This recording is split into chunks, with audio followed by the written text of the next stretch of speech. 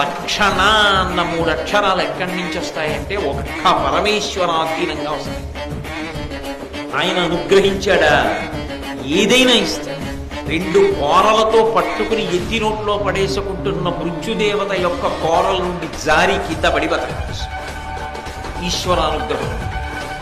ఆయన అనుగ్రహం లోపించిందా చిన్న కారణానికి మరణించవచ్చు, ఆపద రావచ్చు, ఐశ్వర్య భ్రష్టము కావచ్చు, ఇబ్బందుల్లోకి నెట్టబడవచ్చు.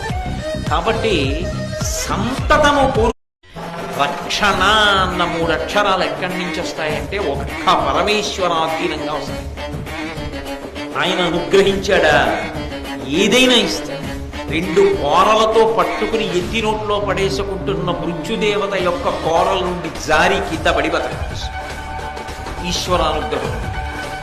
ఆయన అనుగ్రహం లోపించిందా చిన్న కారణానికి మరణించవచ్చు, ఆపద రావచ్చు, ఐశ్వర్య భ్రష్టము కావచ్చు, ఇబ్బందుల్లోకి నెట్టబడవచ్చు.